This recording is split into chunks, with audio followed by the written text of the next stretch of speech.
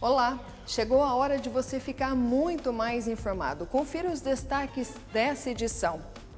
Campanha de incentivo à leitura distribui livros gratuitos em shopping de Taubaté. Para quitar as dívidas, consumidores estão recorrendo a empréstimos.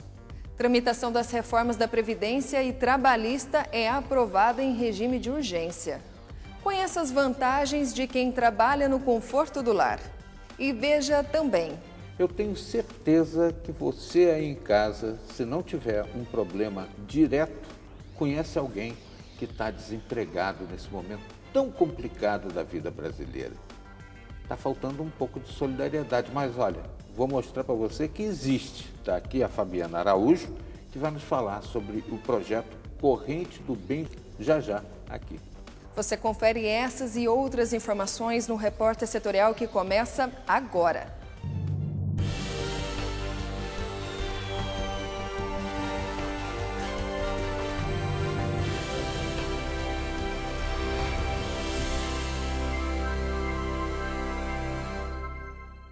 Seja muito bem-vindo, este é o Repórter Setorial na TV e na web. Pesquisa mostra que para quitar dívidas, consumidores estão recorrendo a empréstimos. Mas será essa a melhor solução?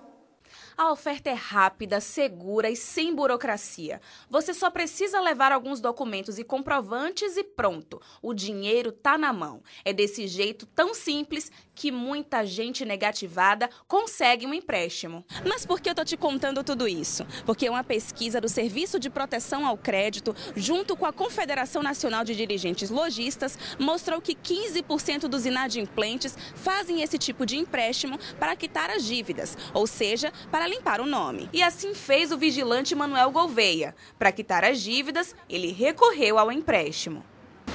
Fiz uns cálculos de umas coisas, acabei comprando demais, não deu para pagar, então recorri a banco, essas coisas, fiz empréstimo, quitei o que eu devia e fiquei pagando uma coisa só. Mas agora em se endividar de novo nunca mais, né? Não, tô pagando, tô querendo quitar. Com a promessa de empréstimos rápidos e sem burocracia, muita gente aceita esse tipo de crédito, na expectativa de pagar outras dívidas. Fica bem bom, porque ajuda bastante gente. Fica mais endividado, mas às vezes a gente acaba fazendo, né? Não tem onde correr. Mas aí é que está o problema. A pesquisa mostra que, na maioria das vezes, quem contrata esse serviço não consulta nem sequer as taxas de juros. De acordo com o SPC e a CNDL, apenas pouco mais da metade dos entrevistados analisaram as taxas de juros cobradas e as características de outras linhas de crédito. Esse é o risco de uma coisa que poderia ser a solução virar um problema maior. Você tem que saber administrar o seu dinheiro, entendeu? Não fazer o empréstimo. Aí a pessoa vai se afundar cada vez mais. Eu acho que você tampar um buraco para descobrir outro, não adianta, resolve nada. Na prática, é isso mesmo que acontece. Pelo resultado da pesquisa, 75% dos entrevistados admitiram que o empréstimo não resolveu em nada a situação financeira. E aí vale a pena pensar duas vezes se tomar o empréstimo para pagar as dívidas é mesmo uma boa ideia ou se o tiro sai pela culatra. Os brasileiros voltaram a ficar preocupados com as vagas de emprego. A economia brasileira continua a perder oportunidade de trabalho com carteira assinada. O balanço tem como base o cadastro geral de empregados e desempregados. Em fevereiro, o Brasil gerou mais de 35 mil novos postos de trabalho com carteira assinada, depois de 22 meses em queda. Mas as demissões superaram as contratações de 63 mil vagas em março. Atualmente, o país tem mais de 1.354.000 pessoas desempregadas. Foi aprovada a urgência na tramitação das reformas da Previdência e Trabalhista. Acompanhe. O foco da Câmara nesta semana são duas reformas importantes propostas pelo governo Temer: a reforma da Previdência e a reforma trabalhista. Além disso, os deputados devem concluir a votação dos destaques que foram apresentados ao projeto da recuperação fiscal dos estados superendividados. Devem também retomar a discussão da reforma política na comissão especial e ainda eleger os dirigentes da comissão mista de orçamento para começar a análise de lei de diretrizes orçamentárias para o ano que vem. O projeto de recuperação fiscal dos estados em situação de calamidade financeira vai ser debatido amanhã. O texto base já foi votado na semana passada, quando a Câmara rejeitou alguns destaques que pretendiam retirar as contrapartidas dos estados, ou seja, por fim, elas estão mantidas. As contrapartidas são aquelas condições que os governadores têm que cumprir para aderir ao programa de socorro econômico, mas ainda há alguns aspectos do texto para serem discutidos, como proibir que os estados adquiram novas dívidas, seja com salários, contratações, reajustes ou auxílios. Sobre a reforma trabalhista, a matéria deve ser votada no plenário depois de amanhã, quarta-feira. Mas antes disso, ela precisa ser votada na comissão especial. Como foi aprovada a urgência na tramitação, não há mais espaço para recurso ou pedidos de vista. Um shopping de Taubaté promove uma campanha de incentivo à leitura. A campanha Leve um Livro tem presenteado o público. Exatamente. E essa campanha do incentivo à leitura está acontecendo aqui no Via Vale Garden Shopping de Taubaté. Quem falará conosco agora é uma representante da editora, Camila Loricchio. Olá, Camila. Como que surgiu a ideia da campanha?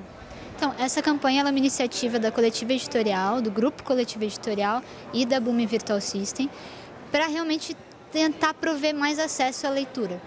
Então, o número de leitores no Brasil ainda é pequeno e a gente está tentando buscar caminhos para poder alcançar essas pessoas. Então, a máquina serviu justamente para isso, em uma maneira da gente conseguir realmente atingir esses leitores, da melhor forma, que é doando livros. E quantos livros devem ser doados até o final da campanha? Inicialmente, a gente tinha pensado em ter 2.000 livros até o final da campanha, que seria 20 de maio. Mas acontece que a procura foi tão grande, foi uma surpresa tão boa, que a gente conseguiu esgotar essa cota em 4 dias. Então a gente pretende aumentar esse número de livros doados até o final da campanha. E vocês contam com alguma parceria? Então, justamente a gente vai precisar de uma parceria. Então a gente está buscando empresas interessadas, editoras interessadas também, que possam ou estar ajudando a poder doar livros ou até colaborando com livros mesmo a serem doados. E como que funciona esse procedimento para a retirada do livro? Então, é bem simples. A pessoa só tem que responder uma pesquisa no Totem, com alguns dados e tudo mais, e depois validar o CPF na máquina. E aí você já pode até escolher o livro. O legal é que na máquina você consegue ver sinopse sobre o autor e até algumas opiniões. Então, dá para escolher com calma e tem para todo mundo. Quais são os títulos disponíveis? A gente tem uma série de títulos, mas a maior parte é de escritores nacionais e também alguns de parte de espiritualidade, tem ficção, tem o Castelo de Cartas, que é um livro nacional, tem Grãos de Areia, tem o Rei Avatara, então tem uma variedade muito legal de livros. Vai agradar a todos os gostos, das crianças até os idosos? Sim, com certeza. Tem livros infantis e livros adultos, então tem leitura para todo mundo. Muito obrigado pela campanha, Camila. Lembrando então os interessados que quiserem fazer aí parceria com a editora, o telefone para contato é o 3522-8148. A campanha vai até o dia 20 de maio. Segue o repórter setorial. O programa Mais Médicos está com vagas abertas. Tem prioridade em todos os editais os médicos brasileiros com registro no país. Se todas as vagas não forem ocupadas, será aberta a inscrição para brasileiros com diploma estrangeiro. O Ministério da Saúde lançou mais um edital com a abertura de 2.394 vagas no programa Mais Médicos. A prioridade será para profissionais com registro no país e que fazem parte do processo de reposição e substituição de médicos da cooperação com a Organização Pan-Americana de Saúde. Também estão sendo disponibilizadas vagas que surgiram através de desistência e de encerramento de contrato. O ministro da Saúde, Ricardo Barros, declarou que ampliar a participação de médicos brasileiros no programa é um compromisso da sua gestão. A substituição dos profissionais deve acontecer de forma gradativa e com cooperação da OPAS. A expectativa é chegar a 4.000 substituições em 3 anos. As inscrições vão até o dia 26 de abril por meio do sistema do Programa Mais Médicos. Tem prioridade em todos os editais médicos brasileiros com registro no país. Após a inscrição, será necessário escolher 4 municípios de preferência. A inscrição segue critérios objetivos, como experiência em saúde da família ou especialização na área. O resultado das inscrições validadas deve ser divulgado no dia 10 de maio e a escolha de municípios está prevista para os dias 11 e 12 do mesmo mês. Se todas as vagas não forem ocupadas com profissionais formados no país, será aberta a possibilidade para brasileiros com diploma estrangeiro. Estão sendo definidos os critérios de distribuição de cotas nas instituições de ensino. Dados populacionais serão considerados para o cálculo da proporcionalidade dessas vagas.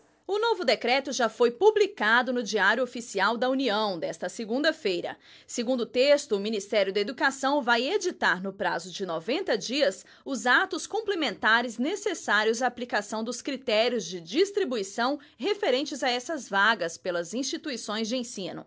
As universidades federais já reservam no mínimo 50% de vagas por curso e turno a alunos que tenham estudado ensino médio em escolas públicas. Dentro dessa reserva, 50% das vagas são para estudantes de famílias de baixa renda. A destinação das cotas ainda segue proporção de autodeclarados pretos, pardos e indígenas das universidades da federação onde está instalada. Para o cálculo da proporcionalidade nessas vagas, vão ser considerados os dados populacionais, divulgados sempre pelo último censo do IBGE. Fique agora com o comentário de hoje.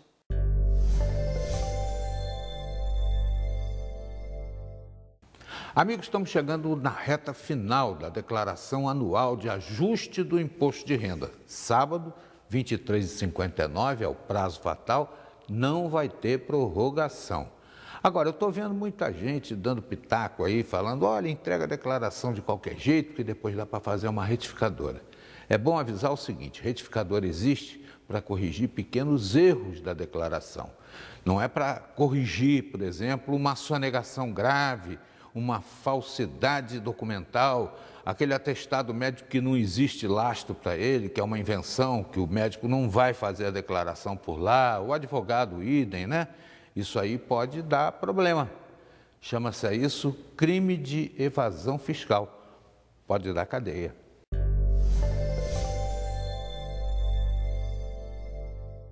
Descubra os benefícios e os cuidados que se deve ter para trabalhar no conforto do lar. É o que você acompanha no próximo bloco. Voltamos já.